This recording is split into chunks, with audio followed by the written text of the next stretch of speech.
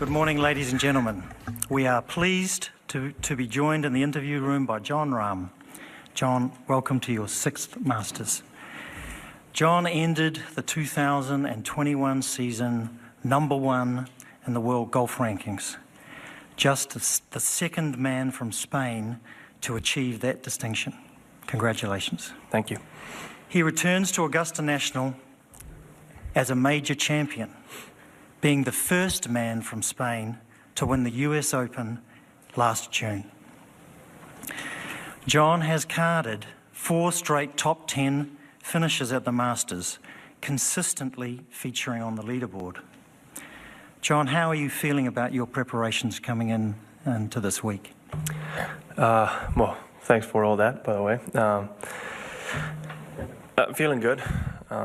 Very different feel to what I had last year, arriving late Tuesday night and, just kind of playing night and already teeing off on Thursday. But looking forward to it. It was nice to have the week off last week, get the practice in at home, and then this week to see how the course is doing and seeing the changes, right? We're always eager to see what little tweaks the members have done to the golf course, and, it looks fantastic as usual. So I'm excited to get it going. Great. Hand it over to some questions. Daniel. You mentioned 4 straight top 10s here, but you haven't exactly been in contention down the back nine on Sunday. Do you feel like you've figured out this golf course, or are you still learning things about it each time you come? I think we all learn things about it. And like I said, they make little changes, right? 11's a different hole, 15's a longer hole. They've done a couple changes to the back of the 3rd green, right? So there's always adjustments that need to be made.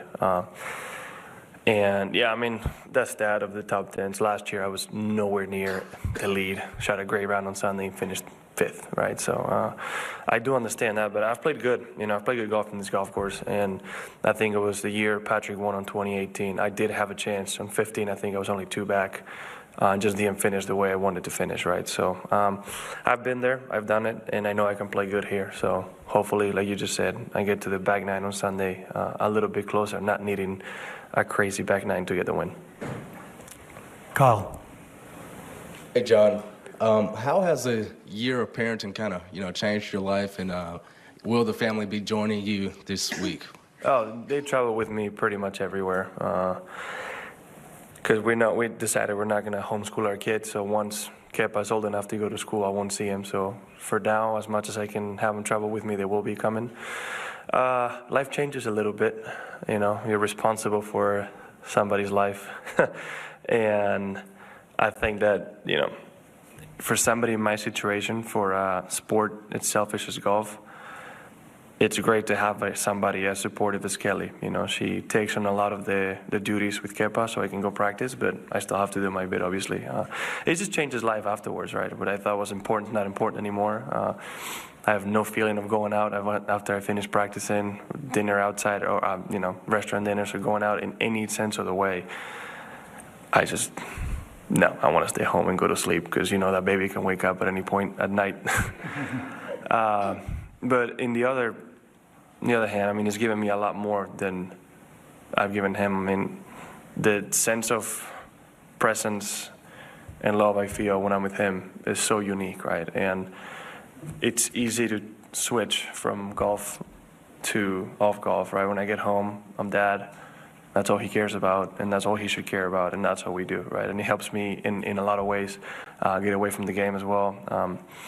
It's really cool. It's really cool to see him develop, to see him grow. He just turned a year old on Sunday, and it's been fun. I can't wait to see what comes in the near future. Would you say that he's a good luck charm here in Augusta? Hopefully, yeah, I hope so. He was a good luck charm at the U.S. Open. He wasn't there at the Open, so I'm hoping this one he is as well. Doug. I have 2 things for you. Was there any part of you that was either irritated or frustrated to lose the #1 ranking that you'd had for so long? Not really. I was asked pretty much every week, if so and so and so wins, you lose it. As I was when I was on the other way, if you win this week, you get to #1, right? And not really. When somebody wins 3 out of 5 events, it's pretty deserving. Can't take anything away from Scotty. I'm happy for him, and this is the beauty of the game we live in nowadays. Anybody can be number one at any point, and I was able to be for quite a bit, and hoping I can get it back. And secondly, does this major elicit different emotions before, during, and after you play compared with the other three? It's a little different because it's the first one of the year, right? We haven't had any majors since the Open in July, so it's the longest wait till we have a major. And I think that in that sense is different. In my case, being the only Spanish player who's been a major champion but not a Masters champion, I don't know, it's a little different, right? So hopefully I can be the fourth on that list. It's a lot of good Spanish history here that I would love to add on to. And obviously, I mean, it is the Masters. It is an iconic golf course, and being the only major that plays the same venue every year makes it very, very special, but nothing different from other majors once we're here, right? I mean, preparations could be different because for the most part we know the golf course, right? So when we're at home, you can kind of simulate situations and certain shots a little bit easier than all the other three when you go to new courses every year. Jeff. John, on that topic, as you've now played here a few times and you do that shot simulating, what would you say you've gotten more comfortable with, and what do you work on maybe that you're less comfortable with in preparation for getting here? Yeah, I'm mainly a fader of the golf ball, so there's a couple tee shots here that demand a draw, right? So a little bit of work on that, just making sure I'm getting a little bit more comfortable for the tee shots on 10, 13, 14, 17, where you need to hit a draw. It's something I'll do a little bit more on. There's a lot of others that preferably you might want to hit a draw, but you can still fit a fade. And, if I get a little bit doubtful, I'm always going to go to my default shot, right? I'm comfortable with it. But it's a little bit of that, right? You got to get going a little bit right to left in some of the tee shots because there's no other option. What about 11, the new tee? What's your shape on that? So it used to be a perfect fader tee. I mean, I was in love with that tee shot. It was great for me. And with the little change now, I feel like if you're a drawer of the golf ball, you can take advantage of the slope of the fairway and maybe get it a little bit further down. Because if you hit it good and you leave it out to the right, you might still be far enough down there to go for the green and not be too bothered by the trees. If you come out of a fade, you're going to be way back. So, with the right wind, I'll try to hit a draw. I mean, especially if you overturn it, they banked it a little bit towards the fairway, right? It used to run off, so it does favor a bit more of that of a tee, but it's a straightaway tee shot. You can still hit a fade. Michael. John, when Tiger first played here as an amateur, Seve gave him some tips about how to play greenside shots, how to pitch it if the grass is with you, against you, really detailed stuff. I don't imagine you ever had that opportunity with Seve, but have you ever heard Tiger's version of what it was like to have that conversation with Seve?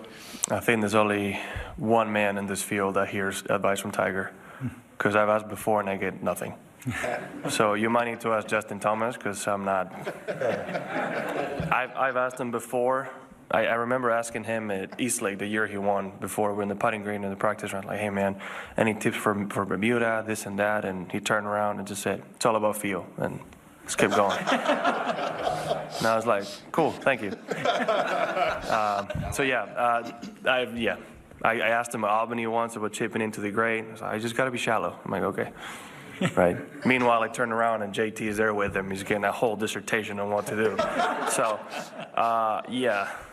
I've been able to ask other players. I've picked Phil's brain around here, Ollie a little bit, but I feel like the course when Ollie played it and he played his best golf has changed a little bit. And even from when Seve played it, right? I mean, you might be able to do some of the things they talked about, but the golf ball has changed. The wedges have changed. The golf course, the speed of the greens, the firmness has changed, right? So some of the things you might be able to apply, some others not really.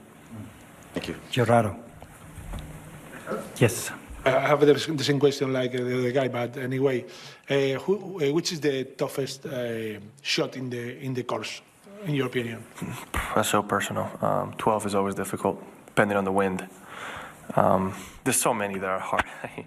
The 7th tee shot is arguably one of the hardest. Nobody talks about it. 18 now with the longer tee, it's so much narrower. You can't really cover the corner quite as much. 17 tee, because it looks wider than it really is. I mean, you have 10 yards of fairway to hit it in, and you can't hit a fade because there's trees on the left, so you have to draw it. If you turn it 1 yard too many, you have trees on the second shot on the way. So 10, if you can really turn it into that left side, you have a much easier second shot. There's a lot of hard ones. If the day is windy, I would say the most difficult one is 12, just because of how swirly you can get. You can hit the right shot and just get unlucky. Stephen? Yes, I guess odds makers have determined that you are the favorite here. Do you allow yourself to feel like a favorite, that you should be favored to win here this week? I couldn't care any less what the odds say. I mean, I'm not looking at it. I like to think I'm the favorite myself in my mind, right? But I'm not worried about what the other players are doing. I'm just going out there to shoot the lowest score I can, and hopefully that's enough. Never really pay attention to that. Mark? Hey, John. Tiger's presence here obviously has dominated attention as it should. I'm curious how that manifests itself to some of the other top players like yourself in terms of maybe taking some pressure away with less attention. Each of you has your own bits of pressure. Rory trying for the Grand Slam, et cetera. You trying to win your first. Is there anything that the added attention that Tiger brings that maybe could help you this week? Not really. I see the point you're trying to say. I just don't know. I think we still get the same attention we would get in other events.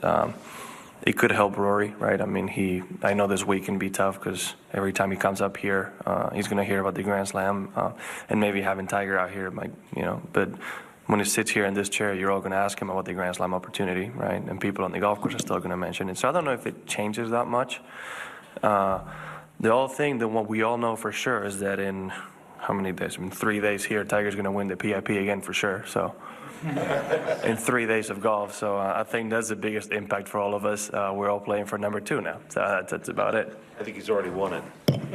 Well, I mean, for next year. Yeah. It's done. Yeah, second one, he's already won it in pretty much 1 week. Yeah. Daniel?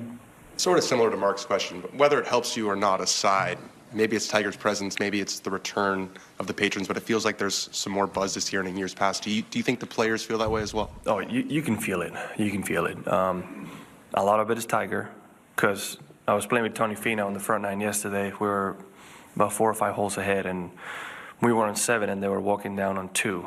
And I've never seen a mass this big, even in a Sunday, in contention on those 2 holes. It feels like this Monday they allowed way more people who come in just because the last 2 years of limitations, COVID, and what everybody has gone through. More people wanted to come out than Tiger's playing, so a lot more people are coming out Monday trying to see him. It's a combination of things. I think there's a lot more electricity in the air in that sense. And now you had Tiger being there. Yeah, Monday felt like a Saturday in a regular event. James?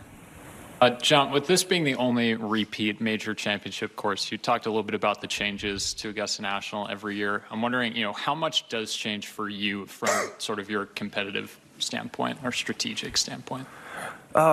Usually it's like minor changes you wouldn't be able to tell, right? I remember from 18 to 19, Patrick Reed's second shot on 18, which was perfect, stayed on a little bit of a low area that happens after a green being there for a long time, that we go after the next year, and that wouldn't happen anymore, right? That ball would have rolled back down. It's like the smallest changes you can imagine to a green. This still looks the same, but changes they play ever so slightly. It's never as drastic as what we had on 11 this year. Or, 15 is a new tee, but 11 is a big change, right? It's usually something so minor, maybe the slope of a bunker on the green changing to make it a little bit harder, right? It's, again, very, very, very small. So the playing style doesn't really change, right? They still allow you to play the same golf. It's just maybe certain breaks or certain moments where it might be a difference. But now 11 is, we're definitely going to have to adjust our strategy. You can't just completely bail out right because that chip is not as easy as it used to be, right? You used to have a decent chance of getting up and down. Now you need to hit a really good chip to hopefully be within 10 feet to make it. Ryan? John, with putting being so critical around this golf course, how do you prepare for it, and how would you describe some of the putts that you face on this golf course? I don't think you can really prepare outside Augusta National, right? I mean, those slopes and those putts, we don't see it anywhere else. Certainly not in the valley in Arizona. So everything's a little flatter.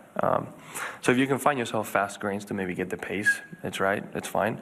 But I feel like I heard a lot of players and past champions talk about it. A lot of times when we show up on a Thursday, I'm almost putting from memory, right? The speed of the greens is almost the same every year, and I kind of have the memory of how the putts are supposed to go, and I feel like you could put some of the good putters like in history, like Crenshaw or Jordan Spieth or many others at Tiger, and like without hitting one putt, drop them on Thursday and tee off, and they could probably still putt great, just because even the putting green is not the same as the course, right? You have to take into account that the pull towards 12 and a lot of the putts that look one way that break a little bit different. Yeah, it's a lot from memory. I think a lot of us have to get used to more chipping around the greens, right? Depending how firm or soft the golf course may be, depending on the weather. But putting, I mean, like I said, if you're fortunate enough to find greens that are rolling 13, 14 somewhere else, you might be able to do it, but it's not easy to do. Patrick. John, hi. You've had some wonderful life-changing moments in recent months. I wonder, though, for those of us who'll never get to experience the elation of winning a major title, how would you describe it? What's it like? I don't know if I can describe it. It's a lot of nerves, because I had to wait for Louis to finish. But once it happened, I mean, I'm not going to lie. In my case, knowing that I was never going to be able to be put on the list of best to never win a major was just a massive load off my shoulders. It was more relief than happiness or anything else, at least at first. Like, I was drained. We were actually going to dinner and everybody was celebrating. I was just sitting in the chair like, okay, it's over. Like, I don't have to hear that ever again. Because even at 26, I was hearing it every week. Oh, when are you going to win? When are you going to win? Like, winning a major is easy, right? So that was my experience. I don't know if that was exactly what you were expecting, but kind of breaking through that barrier and getting it done, obviously a lot of pride, right? And to be the first Spanish player to win the U.S. Open was something very unique. Ignacio. Yes. Hi, John. Here. No, sorry. If I try to divide professional golfers into groups, the ones that I think they play for the money and the ones I think play for the glory, I definitely put you on the smallest group of the players that play for the glory. Do you agree with that? Yeah. Yeah. I mean, I didn't start playing golf because of money.